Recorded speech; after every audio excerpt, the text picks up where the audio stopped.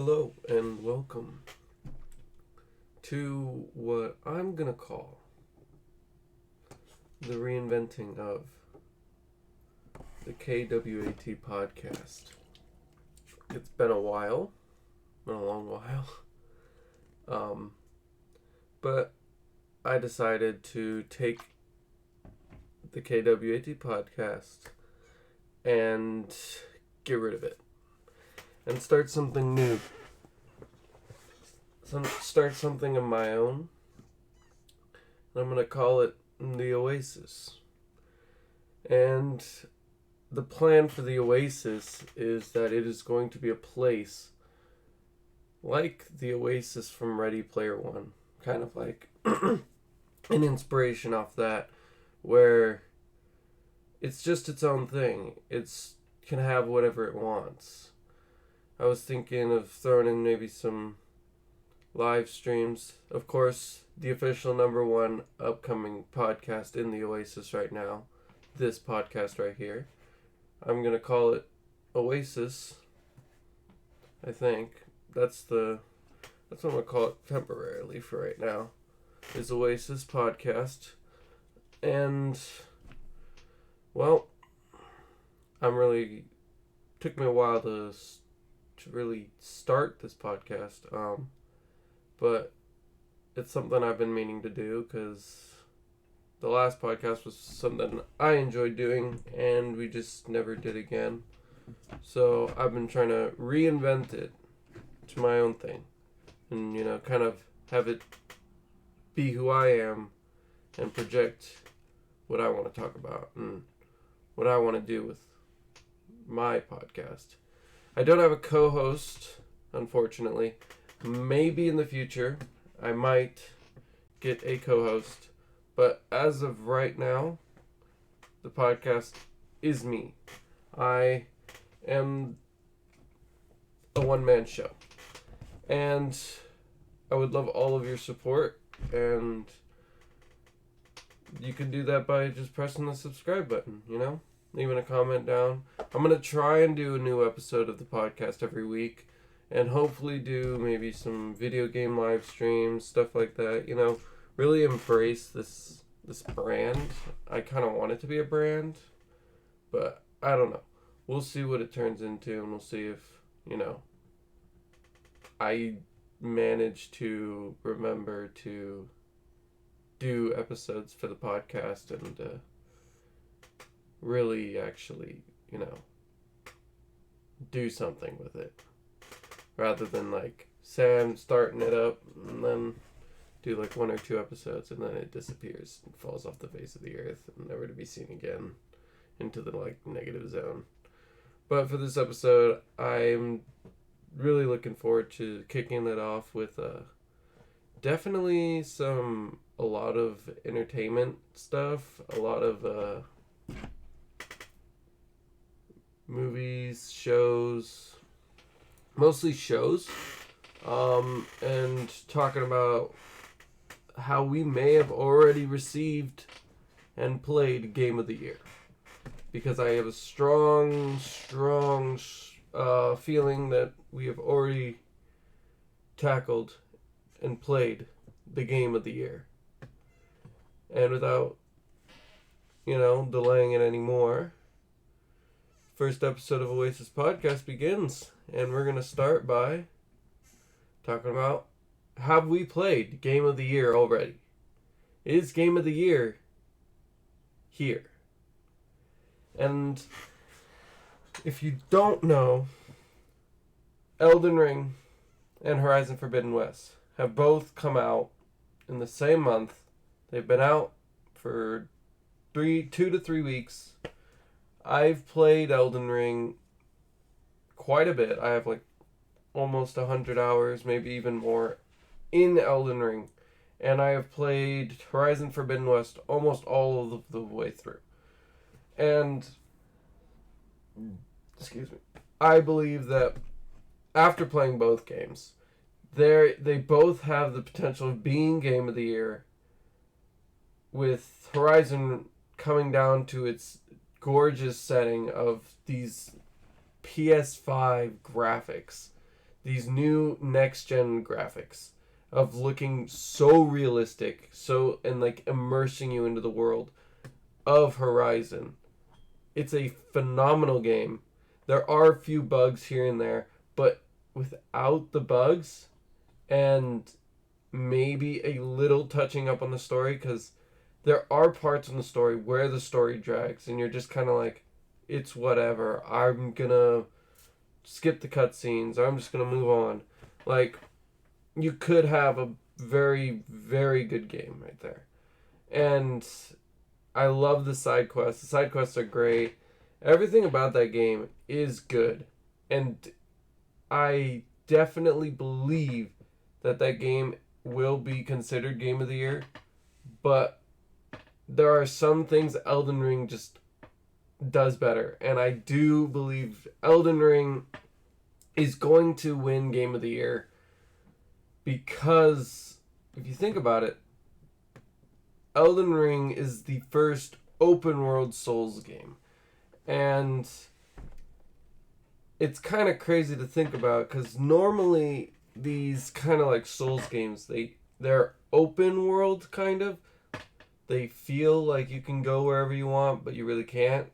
And so with this game, it is open world. Like, you can go wherever you want and fight every boss whenever you can. And the story is just... It is one of the greatest stories in a video game that I have played for a while. Like, the last good game I played with a great story like that was probably, like, I don't know, like Spider-Man PS4. But other than that, it's like the storytelling's next level. George R.R. Martin does a fantastic job with this game. And not this game, he didn't make the game, but with the storytelling of this game. And like the world building and everything that this game has to offer, he did a phenomenal job. The side quests, everything, it's in there for a reason. It makes you not want to skip the story. Like, everything this game has to offer is something you're going to want to be a part of. And the game has like 4 endings, so you can play the game like a couple times over maybe, and just to figure out the different endings and whatnot. But after that, the game kind of has no replayability, no replay value. Oh. What's going on, man? But other than that, the game doesn't really have a replay value. Like, you get all the endings, and then it's just kind of like, well, did it. The game has everything, done everything the game has to offer. Because in order to get the different endings, you have to do the side quests. And there are certain side quests that will give you certain endings to the game. And once you kind of like do all that, and you kind of just say like, you've become overpowered to the point where everything is a walk in the park. Everything is easy.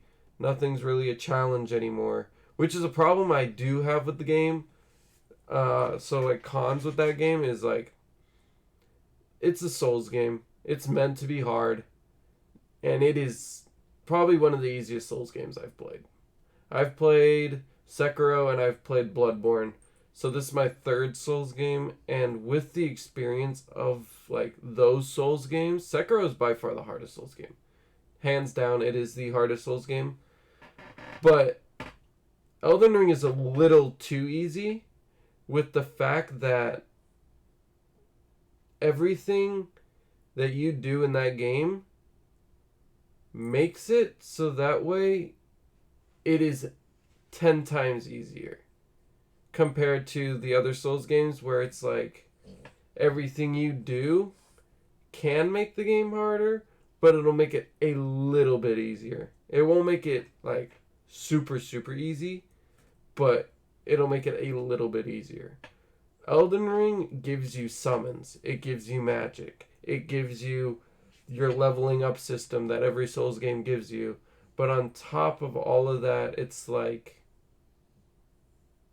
once you rely on all of that, the game just becomes way too easy.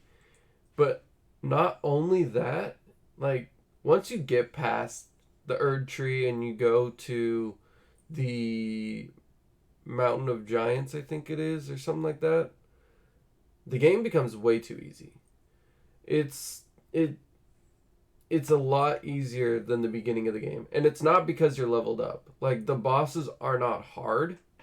It's just, they kind of give up. And they're just like, yes. Mediocre bosses. Like, Dragon Lord in one of the final areas is a secret boss you can find. And I don't know if it's a bug or if they just release the game with an unfinished boss, but halfway through the like second phase of that fight, he stops attacking. Like, he doesn't do anything. And you can just sit there and whack on him until he dies. Which is kind of disappointing because I do want to see what the rest of that boss has to offer, because he's supposed to be one of the hardest bosses in the game. And I'm looking for that challenge. Because, like, there are very few bosses that gave me a challenge in that game. Definitely the first boss, which I have a problem with because I feel like Elden Ring filters players. Like, I know it's kind of weird to say because like a lot of people are like, oh, it's not that they're filtering players. It's like, oh, are you good at the game or not? But like, for a game that has so many like crutches for you to lean on in boss fights, the fact that they give you the idea that they're possibly filtering players makes you think, why are they doing that? Like, with the first boss, it kind of like, they tell you in the game, oh, these graces are going to point you where you go. And people who play Souls games and people who are new to Souls games are going to know, oh, well, that's a boss. It's leading me to a boss. Souls players know that. And they're going to go in and level up and do what they normally do with Souls games, which is what I did. I leveled up, and I fought the first boss when I knew I was ready. But the problem is, new Souls players aren't going to know that. They're going to go, and they're going to follow it, and they're going to go find the first boss, and they're going to get their ass kicked. And they're going to get their ass kicked hard. And then they're not going to understand what to do or anything like that. Like, yeah, it's open world, but they're not going to know, like, oh, maybe you should come back to that. They're waiting because every open world game has that aspect of you fight a boss first, and then the open world aspect comes to you. And so they go there, and then they fight the boss, and then they quit because they can't beat the boss. Because they don't understand that the game is telling you maybe you should go and level up. Maybe you should go and, you know, figure out how you want to play the game. Instead of, you know, doing what the game is telling you. Because on top of that, I feel like if the game doesn't filter players, and since it is that easy, it's not a hard Souls game at all. It is a very straightforward, and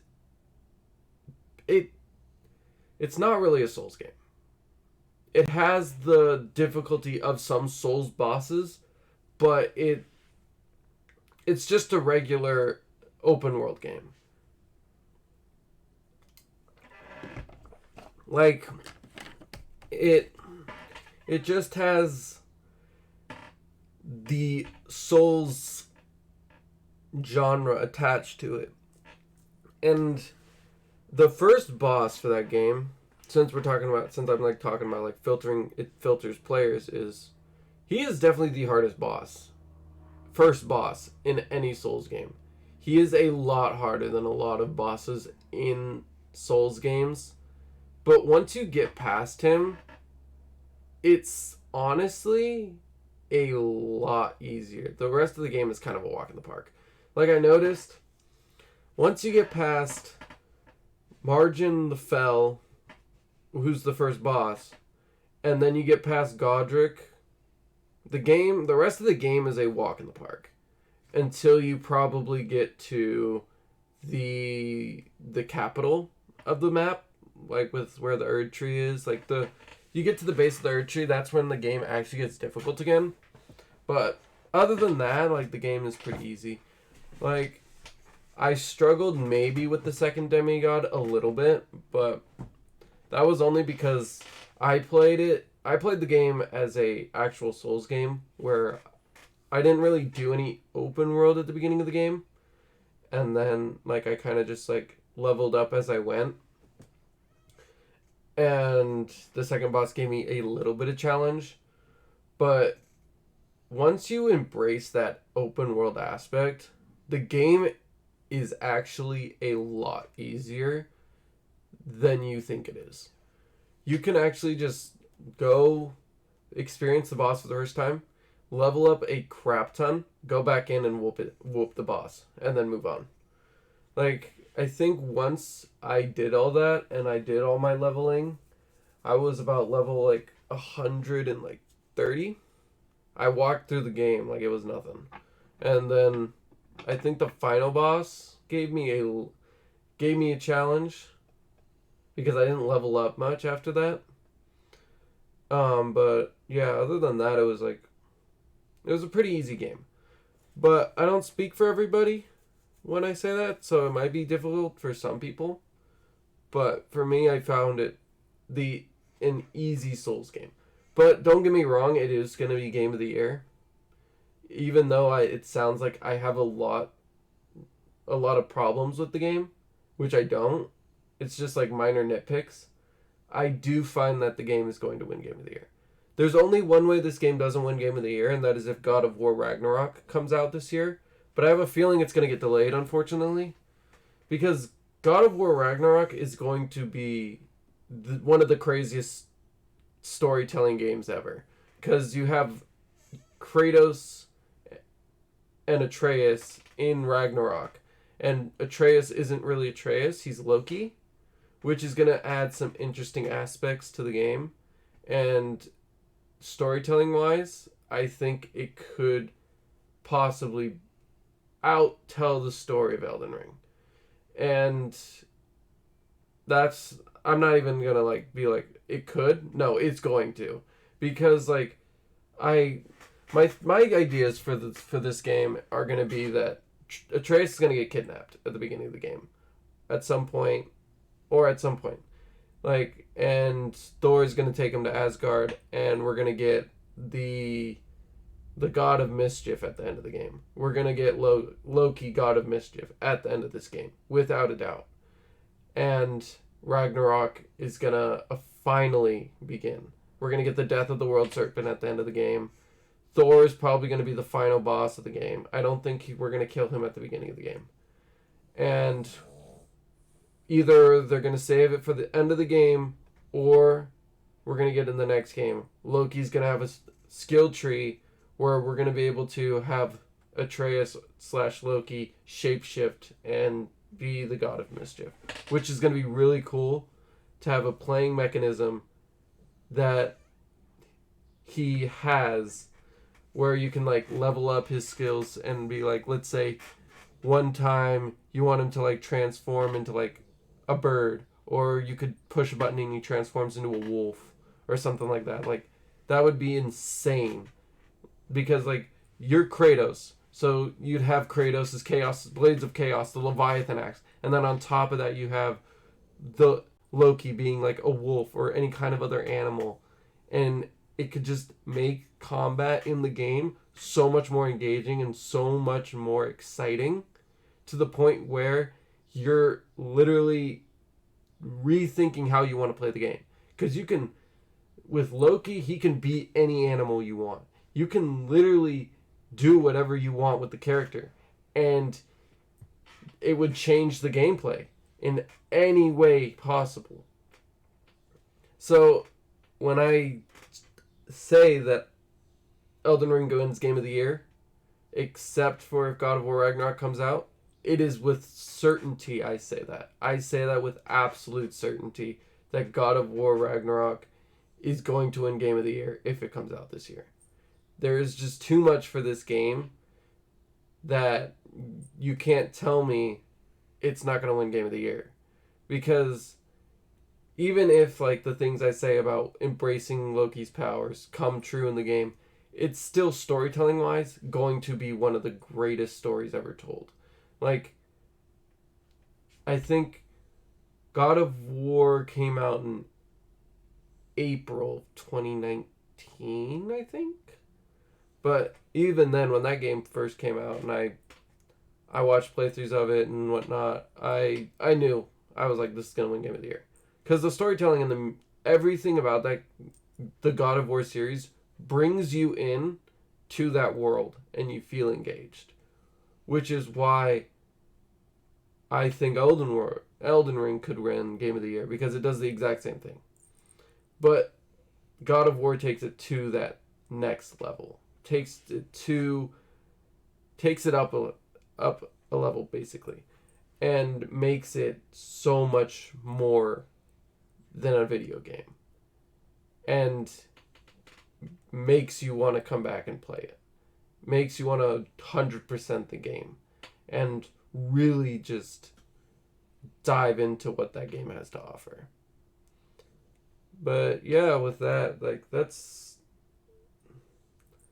a lot of talk about video games and Game of the Year. But, you know, segmenting into that, like, about, like, what is good and, like, good storytelling and whatnot. We have a lot of stuff that Disney has shown off that is either really, really good or they're just half-assing.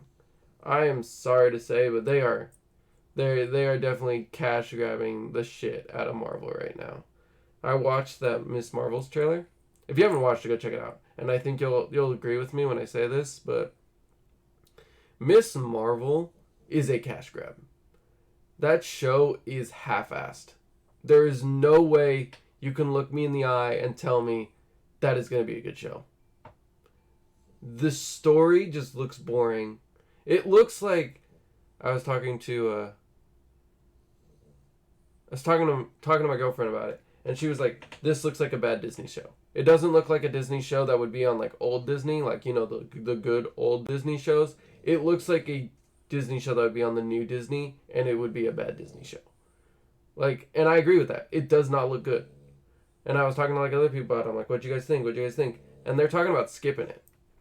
Like, Marvel Phase 4 is a controlled dumpster fire.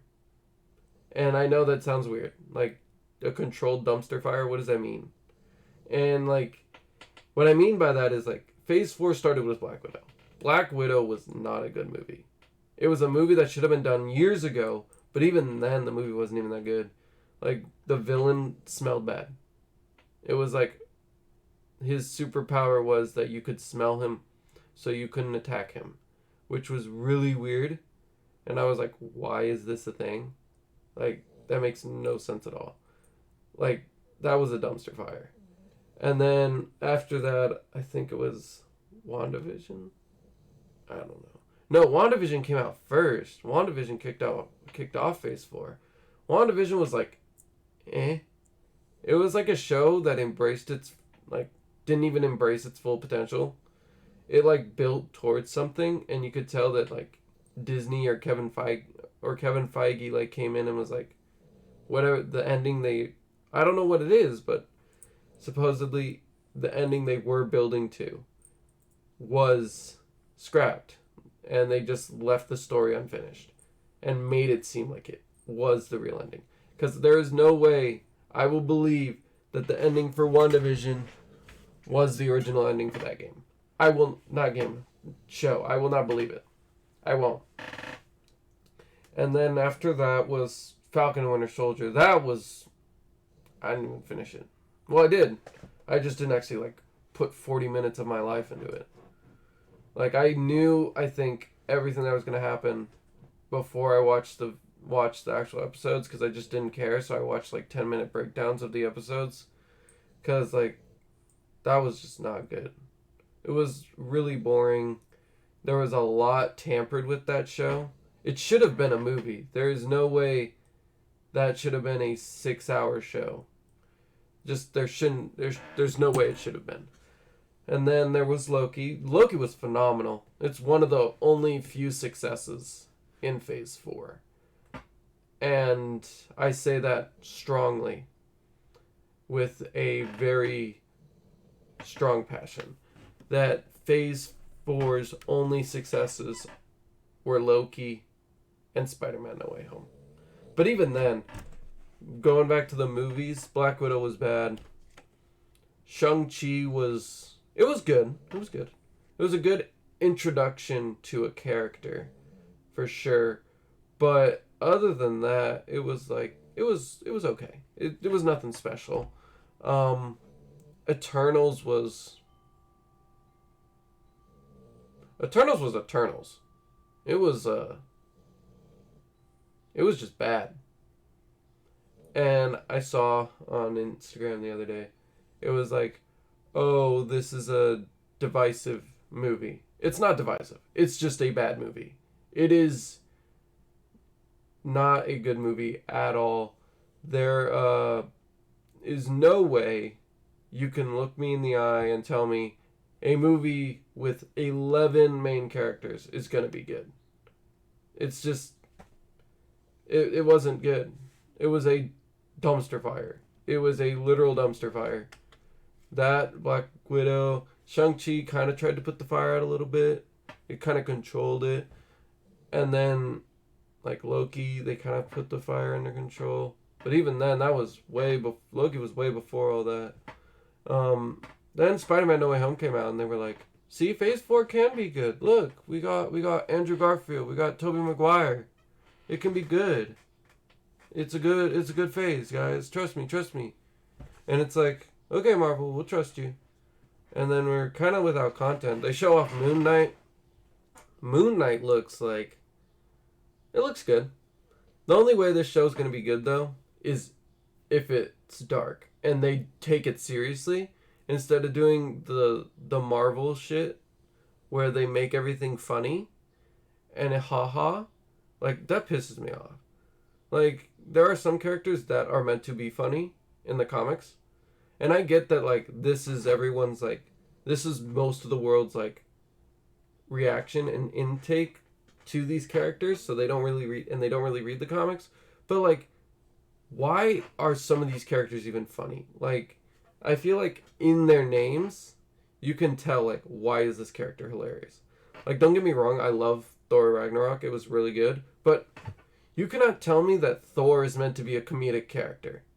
There is no way in hell Thor should be a comedic character. I get that they tried to do serious Thor for a little bit, and then Thor Dark World came out, and they thought, like, oh, they didn't like it because Thor was too serious. No, the movie was just really bad. It's one of the most forgettable movies ever. Like, you'll watch it an hour later, you'll be like, I don't even remember what happened. Which is true. I vaguely remember that movie. I haven't even watched it since it came out. I just remember not liking it. But yeah, then they thought, like, oh, it's because he's too serious, so let's make him funny. I loved serious Thor. Like, imagine serious Thor in Endgame instead of him, like, cracking jokes and, like, stuff. Like, I feel like serious Thor is a better Thor. And this comedic Thor is, like, not really Thor. Like, everybody's just funny now, and it's kind of annoying. Like, because it takes away from, like, the characters that are, like, like, funny. Like, Spider-Man. Like, part of Spider-Man are his whips and his, like, little, like, one-liners. But, like, they don't stand out as much anymore. They're not as funny. Because it's, like, everybody does it now. So it's, like, taking away from that, like, original, like, quality of that character. Because everyone has that quality now. Because everyone's funny. So if Moon Knight is an actual dark and serious show, there's no doubt in my mind it will be a good show. But other than that, it's like, it's a controlled dumpster fire. Doctor Strange Multiverse of Madness is after, comes out after Moon Knight, I think. Yeah, after Moon Knight or while Moon Knight's still going. That looks promising, but it's only because fan service. Marvel has relying on fan service to make good content. And there's a difference between good content and there's a difference between good content with fan service. Batman, great film without fan service. Maybe there's a little fan service in there, but little to none. And that movie is great. That is why Batman will be better than No Way Home. And I know this is an unpopular opinion, because I guess Spider-Man No Way Home is this untouchable movie that everyone loves, and it's like, it's the greatest movie ever made, nothing can top it. Pick me. I got one for you. Batman. Batman is better than No Way Home, and you cannot tell me otherwise. Batman is good because if there is fan service in Batman and you take it out, it's still a good movie. But with No Way Home, you take out the fan service, you don't have a movie. There is no movie.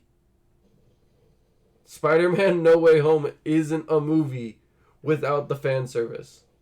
And therefore, Batman is a better movie because it doesn't rely on pleasing fans to be good. It tells its own story, it does what it wants, and therefore comes off as a great superhero movie. Probably the best superhero movie of all time. Infinity War, Endgame, yeah, they're good, but they don't really have a rewatch value. Because once you watch it, it's like, I've watched it. And then it's like, on to the next Marvel project. Batman, I've watched that movie twice. And it's like, I could watch it again. Because the rewatch value on Batman, it's like you watch it first because you haven't seen it yet. You watch it, there's all these riddles, everything. It's like, huh. And then you see all the pieces come together and you're like, wow, that was really good. Bravo. Great job, Matt Reeves. But, you know, it's like, you want to watch it again and see if you can, like, figure out, like, what hints was Matt Reeves leaving when writing this for you to figure out the ending and the answers to some of Riddler's riddles. And that's what makes it a great movie and makes it rewatchable. You want to rewatch it and see, like, what you missed in the movie that led to the ending we got. And it is great storytelling, and it really knows what it is. It knows what it wants to do. And Spider-Man No Way Home is like an ending of a trilogy that just wants to please the fans and basically make millions and millions of dollars. Which is a lot of what Marvel is going to be doing now. Because, let's be honest, they don't got shit. Infinity War's over. They don't have shit. They have nothing. Maybe the multiverse. And they're trying to make it think like, oh, we have a plan. We have a plan. It's the multiverse. Then explore the multiverse. Like, there's only like 3 shows that are going to explore the multiverse. 4. What If. Even then, What If was just... It was What If. It was meh. I'm not going to say it was bad, because it wasn't bad. There were like 3 good episodes in that show. But WandaVision hinted towards the multiverse, I think, at some point. I don't know. I don't remember. Spider-Man No Way Home and Doctor Strange and the Multiverse of Madness. And What If. Explored the multiverse. But if your next plan is the multiverse, then explore the multiverse. Like, take each show you're doing, like you did with the first 3 phases, and build towards Secret Wars. Because that's obviously what they're doing. They're trying to go to Secret Wars. And Secret Wars, if you don't know, is like a war between multiverses. Like, who is the superior multiverse? And they duke it out. Like, all these heroes across the multiverse duke it out. And it is sick. Like, if you're building towards that, great. Then build towards it. Don't just do 4 projects that build towards it and then have a bunch of random shit. Like, cool, introduce new characters. You know, that's awesome. Like, they did that with Shang-Chi. And then at the post-credit scene, it's like, what's coming? Like, the ring's called to something. Like, what's it coming? What's it calling to? You know, it's like, it's building. It's building, it's building, it's building. But Eternals, like, you watch it and it's like, the Celestials take the Eternals. It's like, okay, I have no interest, nor do I care if the Celestial took them. Because here's the thing. There are so many heroes on Earth, it's like, I get that the Eternals couldn't interfere with Infinity War because, like, in the comics, I don't know if they're going to do this. But it sounds like they're doing this. But they sound like... Shoot, I lost my train of thought. Oh, Thanos is like an experiment done by the Celestials. He has the I don't even remember. Deviant gene and the eternal gene put together and you get Thanos. It's like, well, if he has the deviant gene, shouldn't the Eternals be involved because they're meant to track down deviants? But Marvel's just kind of like, nah, we're not going to address that. Even though they kind of address that Thanos has an eternal brother, which is in the comics as well. So it just doesn't make sense for me to care that they got kidnapped by the Celestials at the end of the movie. Like, I don't have an interest in caring. Because, like, again, there are so many heroes on Earth that if there was another crazy threat like that, there's no doubt in my mind that they could basically defeat the threat without the Eternals. Like, I feel like the Eternals are a sad joke. But other than that, it's like there's, like, you want to talk about exploring the multiverse and all that stuff. It's just like, then do it. Don't tell me what you're going to do, Marvel. Do it. Stop making all these shows that don't matter as a cash grab. Literally, the I Am Groot show. Cash grab. Like, why do we need a show about Groot? Don't get me wrong, I'm probably going to watch it because, like, everyone loves Groot. But, like, why do we need that? Agatha House of Harkness. If that doesn't scream cash grab, I don't know what does. Like, literally, Agatha was in the show of WandaVision for, like, an episode. Maybe an episode and a half. Where they finally revealed she's Agatha. And, like, even then, I had no interest in that character. I was like, okay, let's move on. I guess she's the big bad. Oh, so we're not moving on? Okay. But, like, I do not need an Agatha Harkness show. Like, I get that you put a big name actor as this role of Agatha Harkness, but that doesn't mean you gotta give her her own show. Like, she does not need her own show. Like, it's such a cash grab. Everything they're doing is cash grabbing. Miss Marvel could have been. I'm gonna say could have been. I am open to having my mind changed. But I'm going to say could have been, because I don't think it's going to be good. Could have been a good show. But it looks so half-assed. Like, it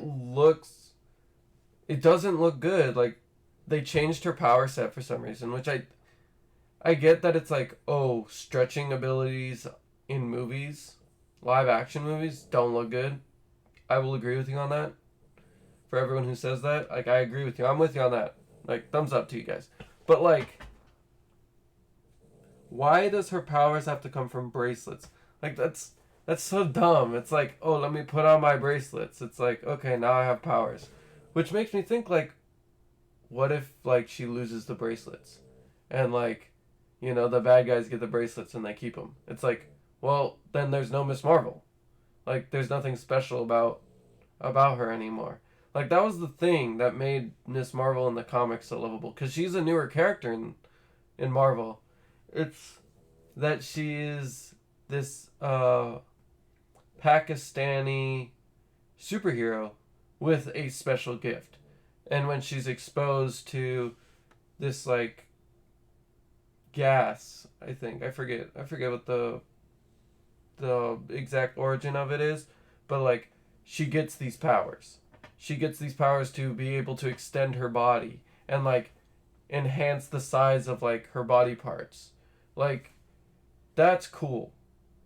Like, that's a cool story. You should be telling that story, not a story about how she finds bracelets and literally can then have powers.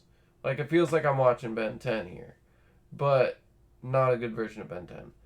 But like, if Marvel goes that route, here's what I would like to see, and something that would make the show more appealing to me, is if she loses the bracelets at some point and she has to learn how to reawaken that power, and like the bracelets just enhanced the power that was inside of her, so then she doesn't have to use the bracelet, and the bracelets were just amplifying this cosmic energy inside of her. Like, I think that would be a lot better storytelling than just that she has these bracelets that that give her this power. Like, I just think that's a lot better than the bracelet idea. But yeah, other than that, it's just, I don't see Marvel doing anything that fans are gonna want to come back to besides fan service, because that's what Doctor Strange 2 is.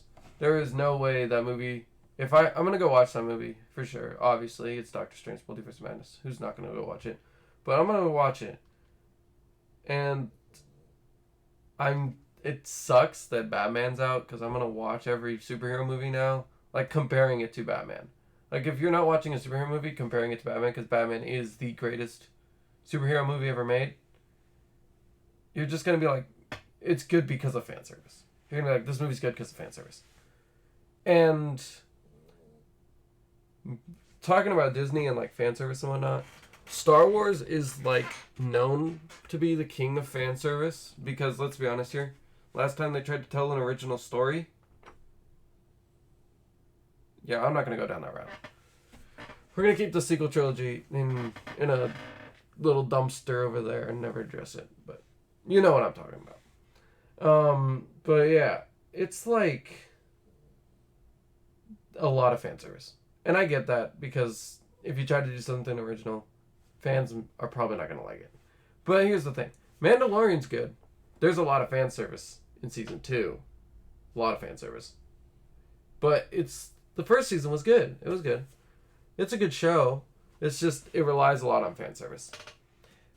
Kenobi is going to be the greatest Star Wars show, but it's because of fan service. Don't get me wrong. I don't want there to be a lot of fan service, but I watched the trailer. Love the trailer. But the sheer fact that they play Duel of Fates and all the prequel songs, it's like, okay, it's going to be nostalgic, but there's going to be a lot of fan service. I love Ewan McGregor's Obi-Wan Kenobi. He is always going to be Obi-Wan Kenobi in my eyes. And Obi-Wan Kenobi is like my favorite character in Star Wars. So I'm happy that he's getting the spotlight that he's getting. I just want there to be more than one season. Like, when it comes to fan service and all that, like, don't get me wrong, I love it. I love fan service. I'm not someone that's like, boo fan service. I hate fan service. Like, fan service is good. I love fan service. But it's like, I want some good ass fan service if we're gonna get some. If we're gonna get fan service, I want some good ass fan service. Like, Kenobi is gonna have some great fan service. Don't get me wrong. We're gonna get the rematch between Darth Vader and Obi-Wan Kenobi. Like, that is gonna be insane. And then on top of that, it's like we get the Inquisitors, like, hunting down Kenobi. That is awesome. Like, don't get me wrong, that is sick. But other than that, it's like, I hope it does well standing on its own. I have high hopes for the show. I think it's going to be good. I have my theories. I'll make a video on that talking about Kenobi exclusively, because I could go on for a while talking about Kenobi. But moving on to the last topic is, I don't know if you all saw it, but The Boys Season 3 teaser trailer is fantastic. This season, I don't know if you follow me on Instagram, but I said this season is going to be the best season yet. And I say that strongly. And it is, without a doubt, that this season is going to be the best season. I started reading the comics, the Boys comics. I'm on volume 2 right now. If you have not read the Boys comics and you watch the Boys and you like the Boys, go read the comics. If you are willing to read, like, here's the line. The Boys kind of like crosses the line a little bit. The comics kind of are like this. The line is in rear view mirror within like the first couple issues of the Boys. It's like the line's all the way back there. Let's keep going. It's very fucked up and it's very dark. But if you're fine with that and you're willing to experience that, go read the Boys comics, because they are a lot better than the show. And on top of that, if you read all of the Boys, like, I think I'm I'm 2 volumes in, but like I'm like 1 or 2-ish chapters into the second volume. The storytelling is completely different. Like, the Boys comic starts with them taking down smaller superhero groups and working to the 7. The show starts with them trying to take down the 7. Like, there's a lot more building of characters in the comics than there are in the show. But I'm very excited to see Jen Ankles as Soldier Boy. He's like this douchey, violent Captain America, which is going to be sick to see. But it's very interesting to see what they're going to do with the character. But on top of that, like, other characters, like, if you've read the comics and you know who Tech Knight is, they're supposedly bringing Tech Knight into The Boys Season 3, which I think is a very, very not controversial, but a very questionable choice to bring in to The Boys, especially on a TV show. But I get that Amazon's just letting them run with it. Like, The Boys has made them so much money to the point where they're just running with whatever they want at this point. And I get that. Like, that's cool. Do that. Let them run with it.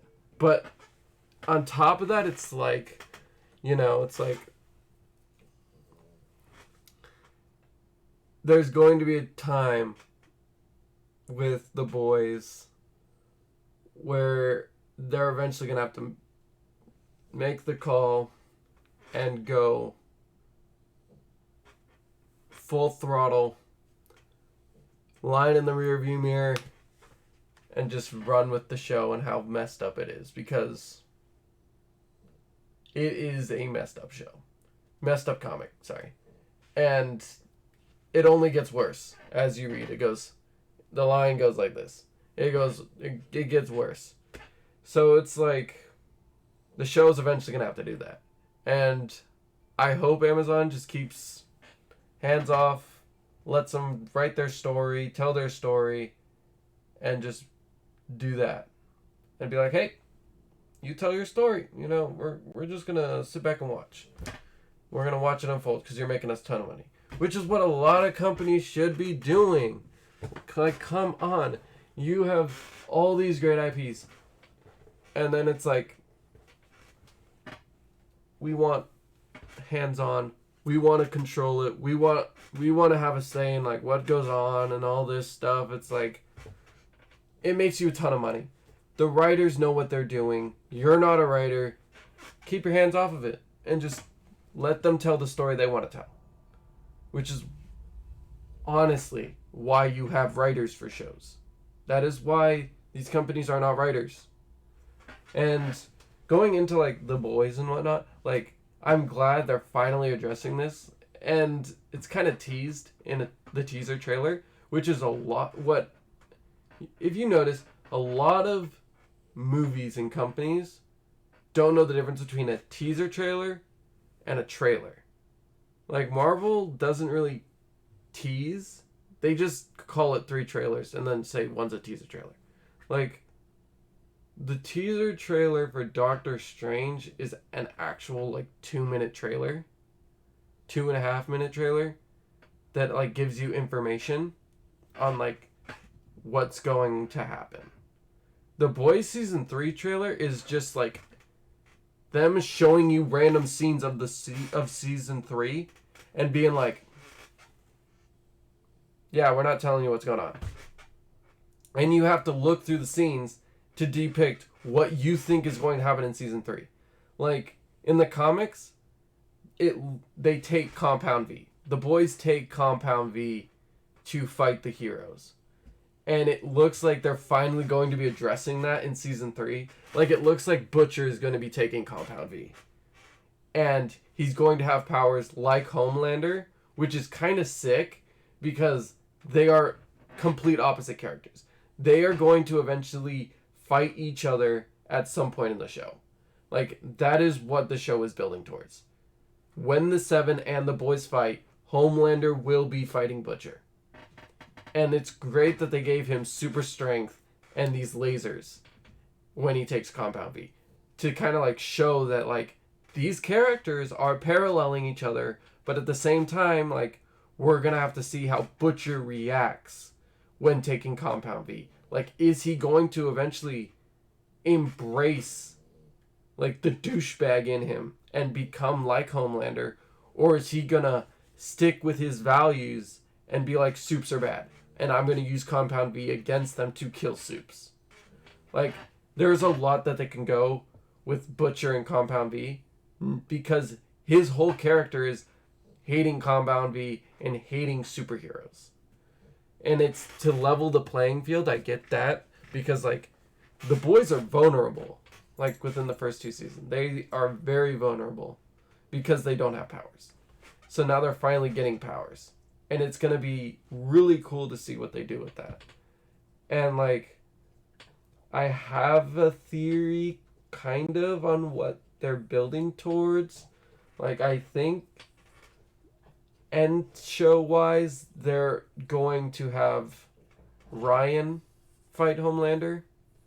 Like, final season stuff is going to be Ryan versus Homelander.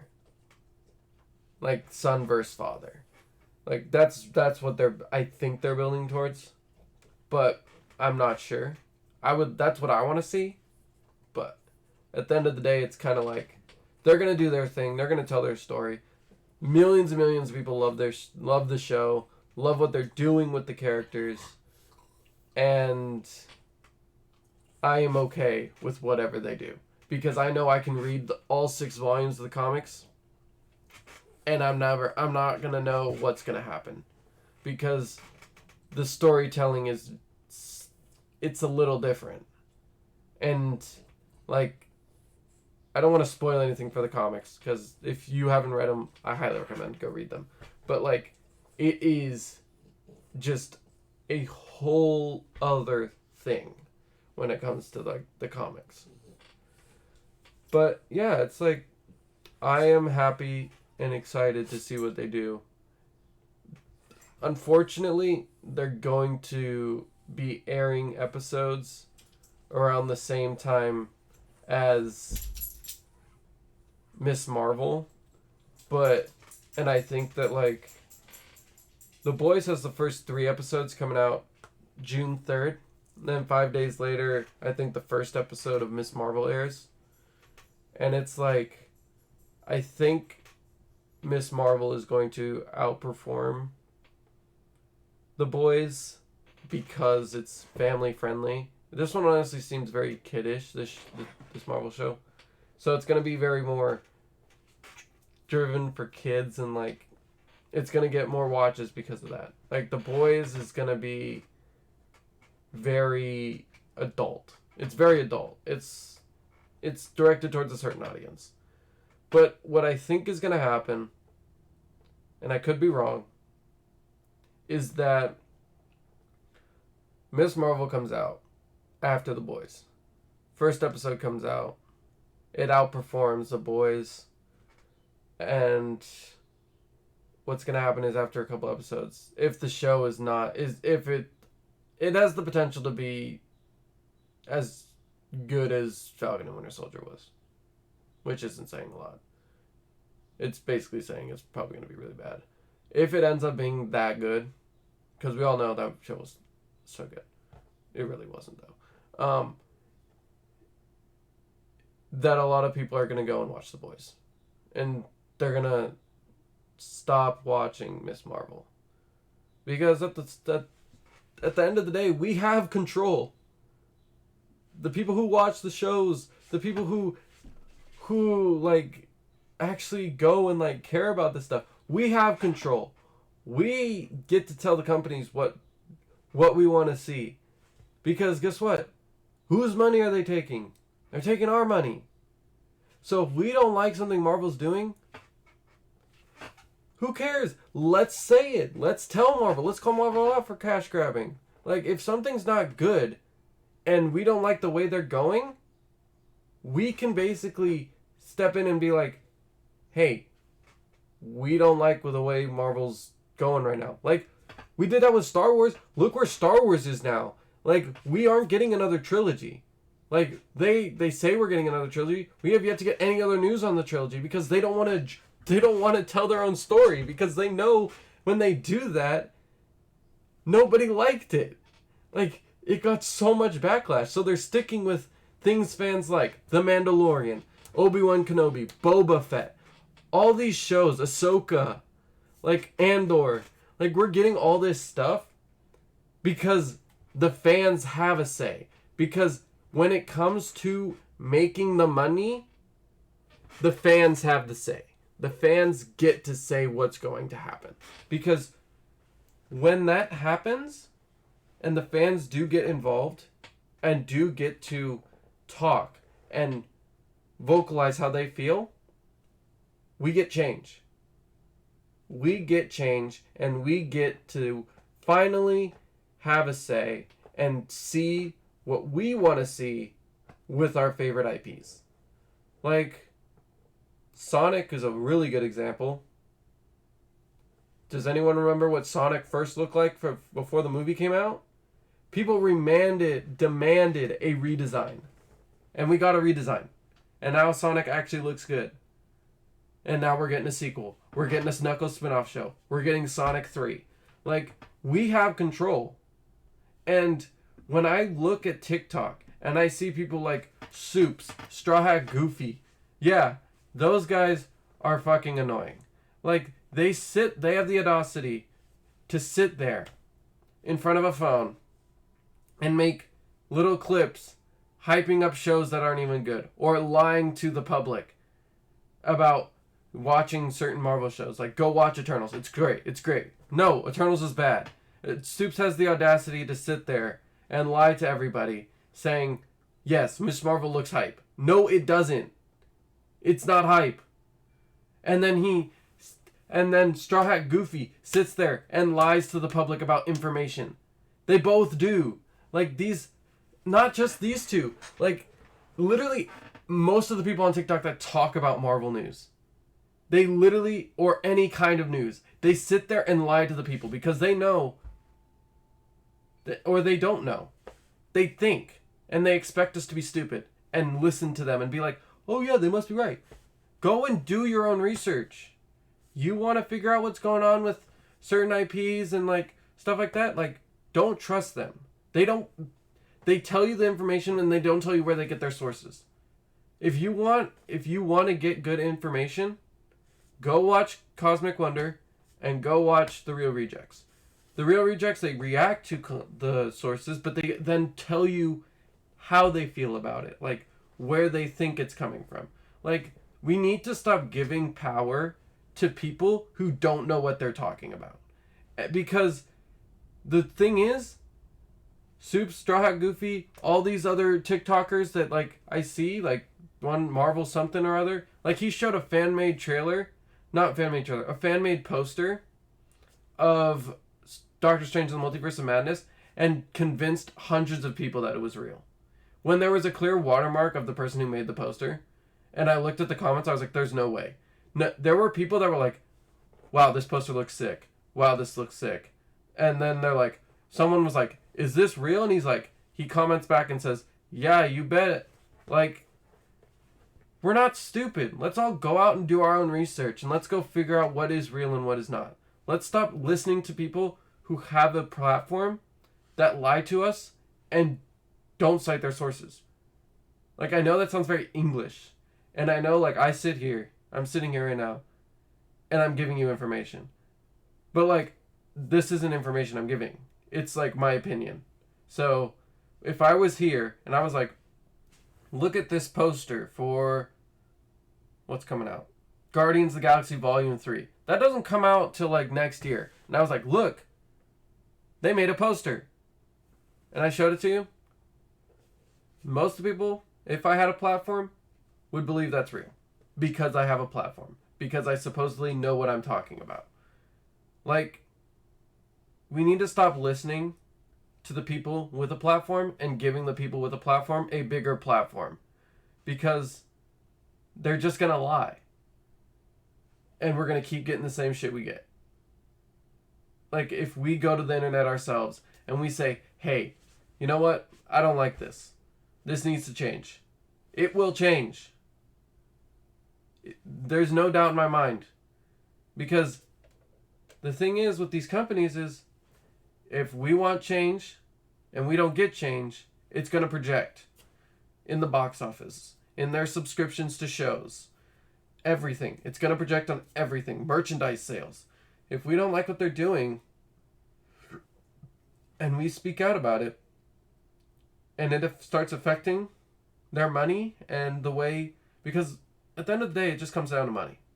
Like, if it comes down to money, since it comes down to money and it just starts affecting the money, they're going to be like, shit, well, let's do what the fans want. Let's change our storytelling and go down the route that the fans think are better and gonna get us. But yeah, like, at the same time, you could be like, oh, that's fan service. But there's a difference between fan service that is making content good between the fan service of trying to help their IP. Because there are Star Wars fans out there that are like, oh, this sequel trilogy was bad. We don't want that. Don't ever do that again. And they're like, okay. So they changed their storytelling from the sequel trilogy to focusing on Disney Plus and making these shows that millions and millions of Star Wars fans love and watch. Like, that is what I'm talking about. I'm not talking about, oh, we don't want this, we don't like that. And then Marvel, like, doesn't change their storytelling, and then they throw up a show or a movie, and then they throw in, like, Hugh Jackman's Wolverine or something like that the fans want and are nostalgic for, and then they're like, yes, this is good content. No, it's not. It's literally shitty content with a mask. Like, if you take off the fan service, it's not good. So, at the end of the day, we have a say in what happens with these IPs. And if we don't like what's going on, let's speak up. Because here's the thing. I think Marvel's reckoning is coming. As more and more Marvel projects come out, there are more and more people I talk to that are basically having less and less faith in Marvel and thinking that Marvel is not the company they used to be, or not the storytelling, like, IP they used to be. Like, they feel like they're phoning it in. And it's a lot of people that I talk to that think that Marvel should have stopped at Endgame. And I am with them on that. I am 100% in the Marvel should have ended at Endgame camp. And I feel like a lot of people are going to start moving to that camp. Because when you stop taking something that people love seriously, it starts to affect the end product. And when I hear that Thor Love and Thunder isn't probably going to be done till June, a month before the movie actually comes out, it makes me think, like, what are you doing at Marvel? Like, clearly you're not caring. Because if I ran Marvel, and I cared about these characters, and I cared about the product, and the IP that I basically have my name attached to. Like, when we think of Marvel, we think of Kevin Feige. And when things are bad, it projects onto Kevin Feige. Because he runs the company. It's his IP. It's his say. And I hear the maker that he hired to make Thor Love and Thunder basically say, like, oh, it's not done. It's not going to be done till June. It might not be done till, like, a week before the premiere. Like, when I hear that, and it sounds like he takes it as a joke, I sit there, and I think, like, what are you doing then? Like, it is Wednesday. And literally, wait, not Wednesday. It is March. And you sit there and tell me it is going to take you literally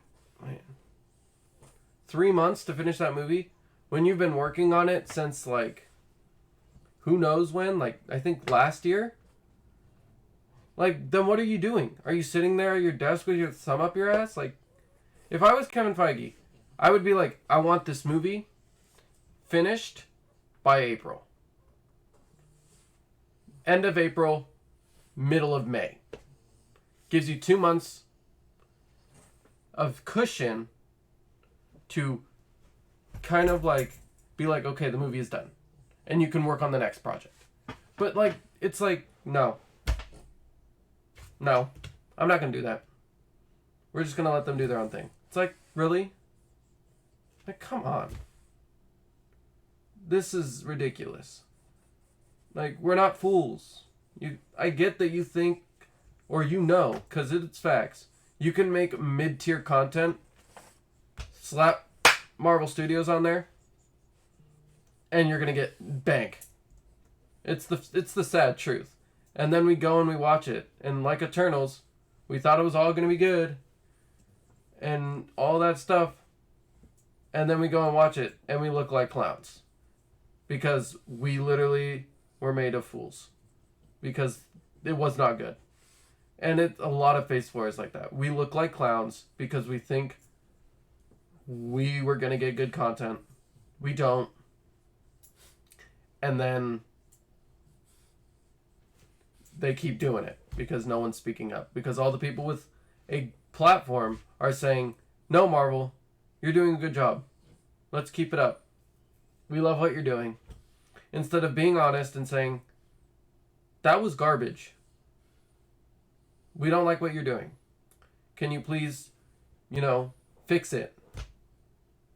Like, it's not hard for us to speak up when we have social media. We have the internet. We have so many resources at our fingertips to speak up and tell these companies, even though a lot of people think, like, they're these big companies, they're not going to listen to us. Like, it doesn't matter. It does matter.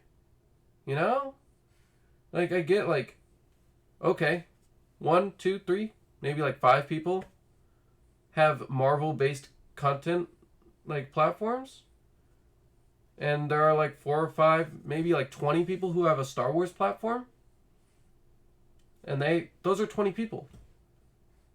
There are so many people in the world. Like, let's come together then, Be humans. Come together and work together.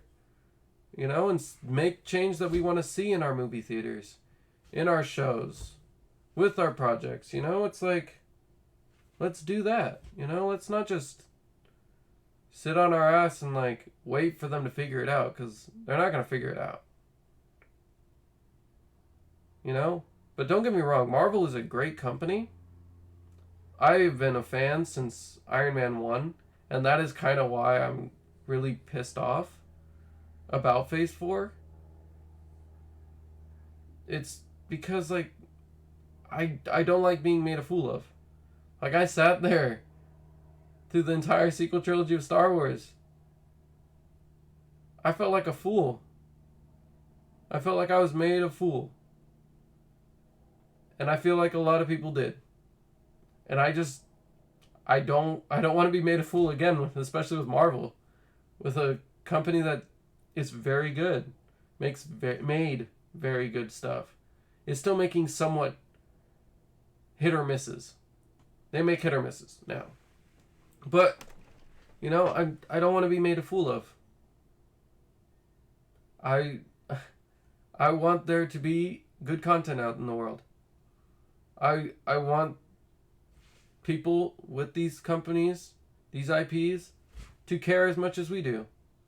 To be able to sit there and look themselves in the mirror and be like, hey, this wasn't the best. We can do better. Because Marvel, you can do better. Star Wars, you can do better. And Star Wars is starting to do better. And I'm glad they're doing that. Like, Disney as a whole can do better. Like, they need to, Turning Red, I haven't seen it yet, but I've heard it's good. And it's a movie that they should have put in theaters, based on what I'm hearing. But they put it straight to streaming. Which doesn't make sense. Like, I get you have Disney Plus, but, you should start putting movies out in theaters. Like, I get Lightyear's going to theaters, but, that you should start putting all of your stuff in theaters and then moving it to Disney Plus. But, I am a needle in a haystack. My word means very little due to my not having a platform and basically not being heard. I'm just doing this because it's something I wanted to do. I wanted to start a podcast again, and I kind of just did this episode off the top of my head and just kind of let it go where it went. And it kind of just went to me talking about how, we have control and we need to have a say in what happens. So, if you want to support me and, see more episodes of this podcast, go ahead and hit the subscribe button and leave a comment down below on what else you think I should talk about. Because, I enjoy doing this podcast. This was fun for me. I enjoyed making this content, and, now having it out in the world. Because, most of the time, I feel like a lot of people feel like this, I'm just kind of, have all this stuff that I want to say, but I can't say it because there's no one really to, talk to, or there's not someone who really, gets it. And, all the people who get it are these people with big names, with these big platforms. So, when it comes to, leaving a comment or stuff like that, it's, 95% of the time, they aren't going to see it. And, you're kind of just on your own. So, I thought, why not make a brand? Try to make a brand. The Oasis is my brand. I'm going to try it to turn it into a brand at least. And, make something out of it instead of just sitting around with my thoughts by myself, telling very few people about them. Why not just put it out in the world for people to listen to and leave comments for and say, oh yeah, I agree with that. Or, I don't agree. So yeah, go ahead. Hit subscribe. Put the comments down at the bottom. Tell me what you want to hear about. I'm down to talk about pretty much anything you guys think I should cover and talk about in this podcast. I'm big into games, so I'm thinking of maybe like PlayStation has their State of Play coming out for Hogwarts Legacy, I think it is, the new Harry Potter game. And I was thinking of watching and reacting to that for a video and putting my thoughts in it, because I think that's something that not a lot of people are talking about that could be a really good game as well.